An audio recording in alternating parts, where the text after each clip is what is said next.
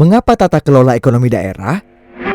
Perihal arti penting tata kelola dalam sektor publik, guru manajemen Peter Drucker pernah menulis, sejatinya tidak ada negara yang miskin, terbelakang, kecuali yang tak terkelola, bermodalkan mutu tata kelola dalam artian luas.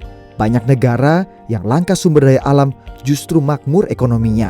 Indonesia di era desentralisasi juga mulai membuktikan kebenaran ujaran tersebut. Sejumlah daerah yang terbatas dari sisi sumber daya alam dan kurang strategis dari segi lanskap geografi ekonomi justru relatif sukses membuktikan diri sebagai daerah yang maju ekonomi dan layanan publiknya. Daerah-daerah berkategori inovatif tersebut menjadikan tata kelola sebagai instrumen untuk bersaing dan mengejar ketertinggalannya.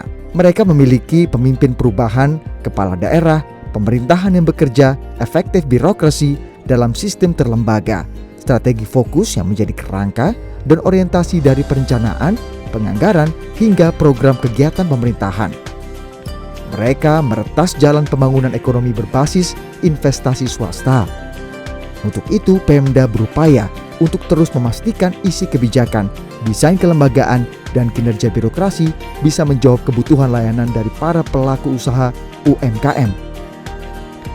Dalam studi ini, kota-kota di wilayah timur Indonesia dengan skala ekonomi sedang menengah adalah contoh kuat yang bisa ditunjukkan.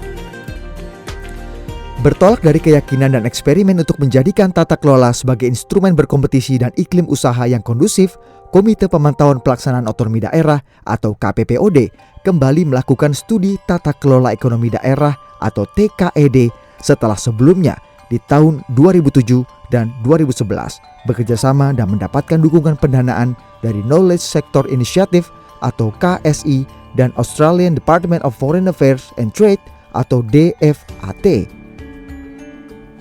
Apa yang disoroti oleh studi tata kelola ekonomi daerah?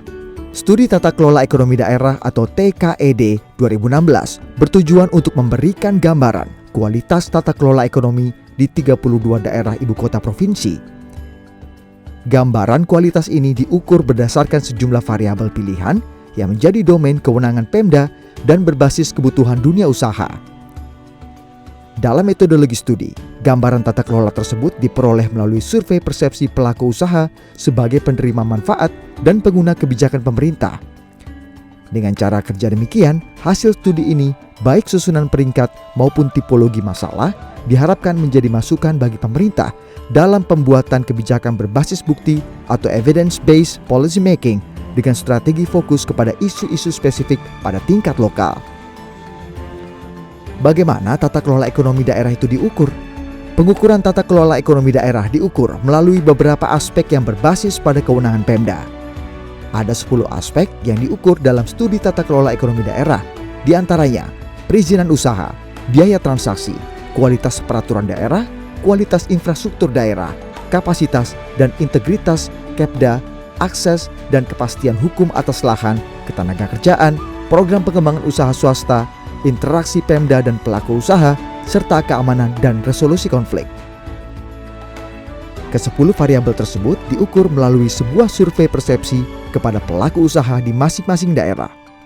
Pelaku usaha ini berlatar belakang dari sektor industri, jasa, dan perdagangan. Pandangan dari pelaku usaha ini kemudian diagregasi untuk masing-masing aspek dan dibobotkan sehingga mendapatkan nilai indeks total untuk setiap daerah. Dari pandangan pelaku usaha ini juga diketahui permasalahan yang paling besar dihadapi oleh pelaku usaha di daerah saat ini.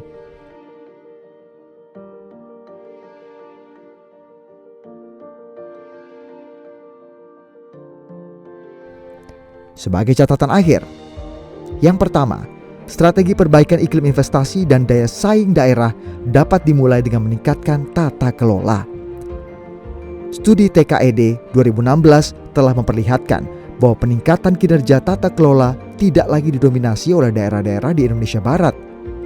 Daerah-daerah di belahan tengah dan timur mulai menunjukkan perbaikan tata kelola dan mengejar ketertinggalan.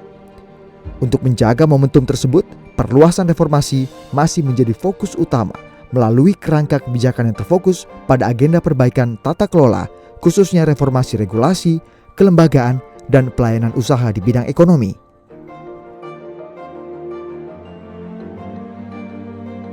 Selanjutnya, Penciptaan iklim investasi saat ini masih diwarnai permasalahan pada tata kelola sejumlah urusan yang berada di bawah kewenangan Pemda. Perizinan usaha, program pengembangan usaha, dan interaksi Pemda dengan pelaku usaha merupakan 3 besar masalah utama tata kelola. Melalui deregulasi dan debirokratisasi, perizinan usaha bahkan telah menjadi fokus pemerintah pusat 2 tahun terakhir. Ke depan, jelas diperlukan respon perbaikan yang berlandaskan strategi fokus kepada 3 masalah utama di atas, memastikan relevansi kebijakan dan keberpihakan kepada usaha berskala mikro kecil menengah, serta mendorong semakin terbukanya ruang pengambilan kebijakan yang berbasis pada kebutuhan layanan usaha yang krusial dalam peningkatan produktivitas.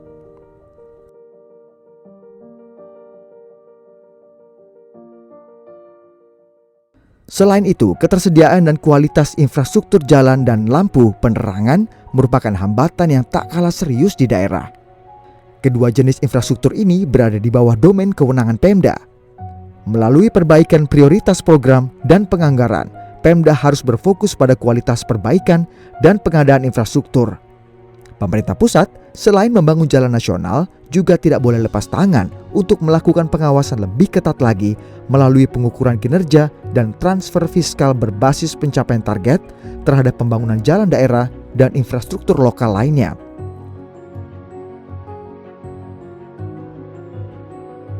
Yang terakhir, peran kepemimpinan, kapasitas, dan integritas Kepda menentukan efektivitas kerja birokrasi dan inovasi pelaksanaan tata kelola ekonomi di daerah. Inovasi-inovasi strategis, pemimpin perubahan, kepala daerah, pemerintahan yang bekerja, strategi fokus dalam perencanaan, penganggaran, hingga level programatik tentu sangat diperlukan dalam menghela pertumbuhan ekonomi yang berkualitas serta menghadirkan wajah segar sektor publik.